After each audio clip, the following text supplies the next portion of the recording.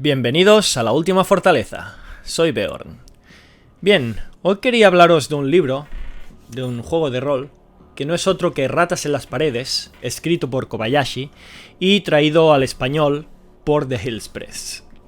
Este libro me llama mucho la atención porque su sistema de juego, sus reglas, son sencillas, lo cual para un reglamento para un libro de rol de ambientación para investigación y horror cósmico, le va que ni pintado, ¿vale? Le va al dedillo.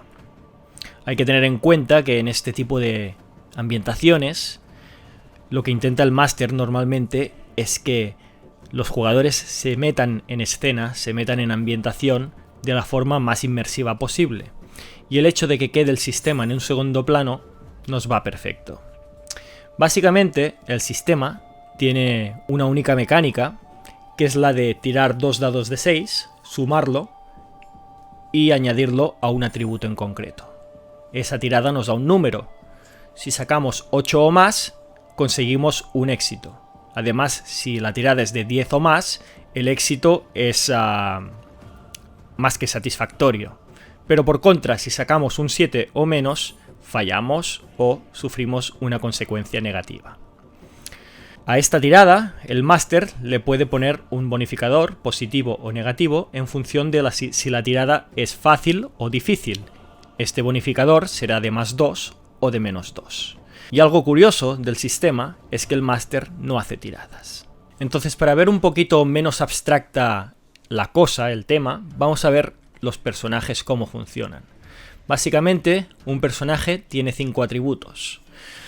Estos atributos son músculo para la fuerza bruta y la resistencia, destreza para temas de habilidad y agilidad.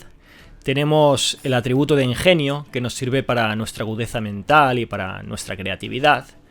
Tenemos, como no, la voluntad, que nos rige nuestro autocontrol y nuestra entereza. Y por último tenemos un atributo, que es el de violencia, que nos sirve para todas las habilidades para herir y matar, ¿vale?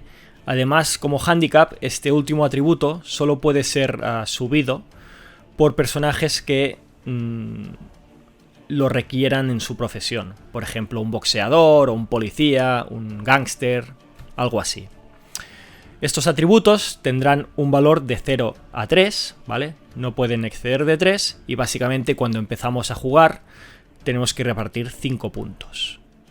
Esto haría un personaje bastante sencillo, pero hay un valor añadido, que es el tema de la profesión y la reputación, ¿vale? Estas dos características que nos definen nos dan mecánicas propias y únicas a cada uno de nuestros personajes.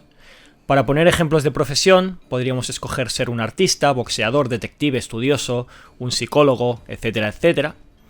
Y para poner un ejemplo de lo que te aporta, vamos a leer lo que te aporta el detective.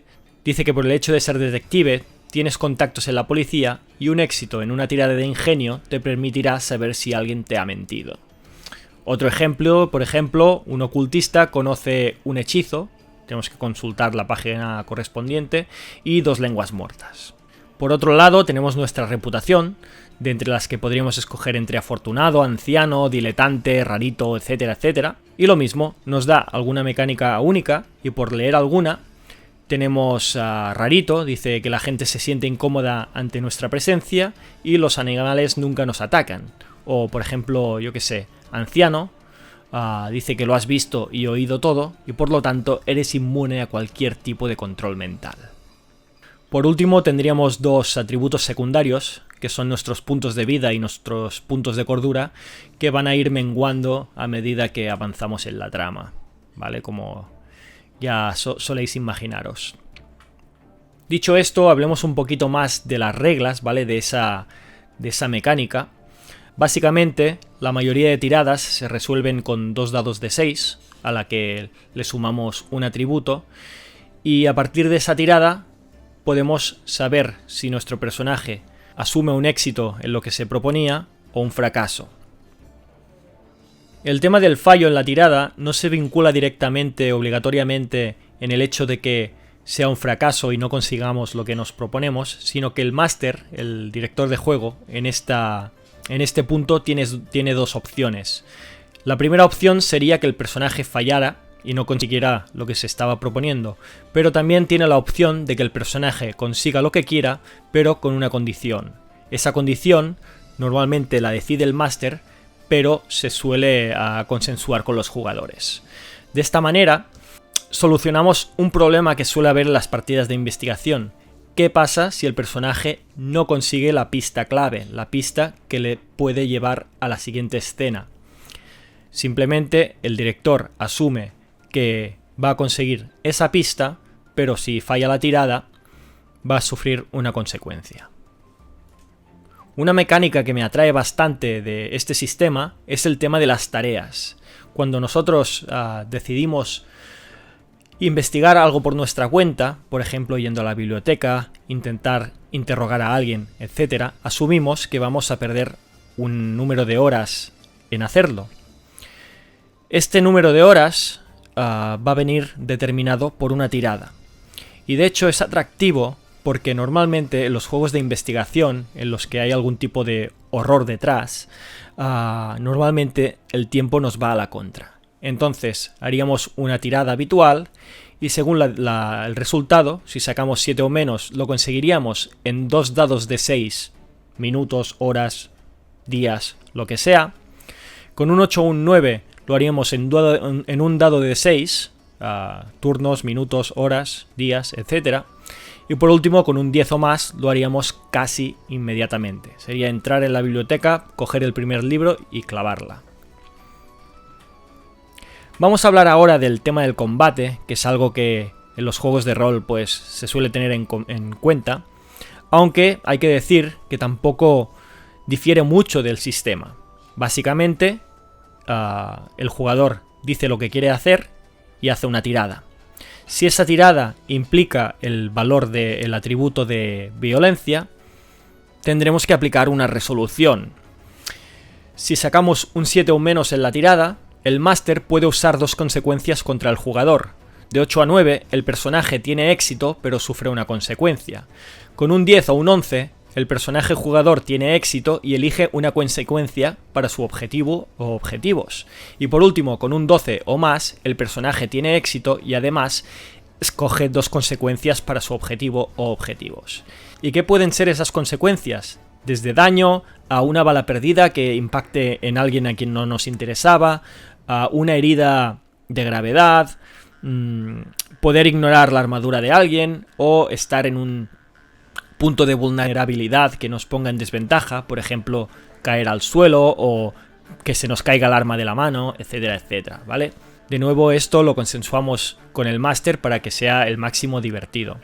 Básicamente, con este sistema se asume que en pocos turnos va a ocurrir algo que vaya a nuestro favor o a nuestra contra. De hecho, el tema del daño, para que tengáis una referencia, hay que tener en cuenta que los personajes tendrán entre 10 y 13 puntos de vida. Las armas a una mano hacen un dado de 6 de daño. Las de armas a dos manos, tipo escopeta o yo que sé, un martillo a dos manos, lo que sea, harían 2 dados de 6. Y las armas grandes, una metralleta o yo que sé, una claymore, harían 3 dados de 6. Ya con estas tiradas sabes que a la que te han hecho 2 o 3 impactos prácticamente estás muerto, o tú o tu rival. Aparte de estas reglas, hay una serie de reglas puntuales que se ejecutan en algunos casos muy concretos, como podría ser el tema de armaduras o persecuciones, asuntos sociales, luchas desde coches, etcétera, etcétera, que bueno, que no vamos a sacar porque básicamente son pequeñas ramificaciones de lo que ya hemos explicado. Pero lo que sí que me gustaría tocar, ya que suele ser algo que suele ir en nuestra contra, es el tema de la cordura y el daño. Empezando por la cordura, básicamente tendremos una puntuación entre 10 y 13 puntos de cordura, en función de nuestra voluntad, que irán decreciendo a medida que nos encontramos con ciertos horrores. Cuando estamos frente a situaciones extremas, perderemos puntos de cordura. 1, un D3, un D6, y cuando lleguemos a 0 puntos tendremos que tomar una decisión. Básicamente tenemos 3 opciones como jugador. Podríamos hacer algo completamente estúpido, como por ejemplo ponernos a disparar al azar o huir en una dirección aleatoria. Podremos asumir que nuestro personaje se desmaya, o podríamos actuar de la manera normal, pero en ese caso tiraríamos en una tabla y ganaríamos un tipo de cicatriz. Para poner algunos ejemplos, podríamos quedarnos con un corazón débil, podríamos quedarnos traumatizados o podríamos sufrir algún tipo de cambio cosmético, por ejemplo, que se nos pusieran un mechón de pelo blanco, los ojos rojos, algo más que toca más como si hubiéramos estado corruptos por ese horror. Bueno, hay varias opciones y también te invitan a que te inventes las tuyas propias. Una vez hayamos hecho uno de estos 3 casos, recuperaríamos un dado de 6 puntos de cordura y seguiríamos jugando, ¿vale? Serían como una especie de brotes psicóticos.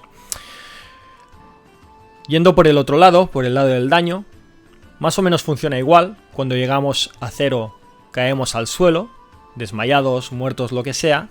Y si en un dado de 6 turnos alguien no viene a socorrernos, no sé cómo lo diría, a intentar reanimarnos o intentar que nuestra vida no se escape, moriríamos. Si alguien nos salva de esa muerte inminente, no volveríamos enteros, ¿vale? Volveríamos con un único punto de daño, un único punto de vida y con una cicatriz también, con una herida crónica. De nuevo tenemos una tabla, aunque si la situación nos dice que la cicatriz tiene que ser algo en concreto, no tenemos por qué tirar en la tabla. En la tabla podemos ver cicatrices como un dolor crónico, una cojera o haber perdido una parte de nuestro cuerpo, una cicatriz fea. Bueno, hay varias opciones. El reglamento sigue con una serie de hechizos, de antagonistas, horrores cósmicos que nos dan mucha profundidad en la ambientación, que nos aportan también reglas al sistema, pero que creo que voy a dejar para que vosotros mismos lo descubráis por vuestra cuenta. No mucho más que comentar.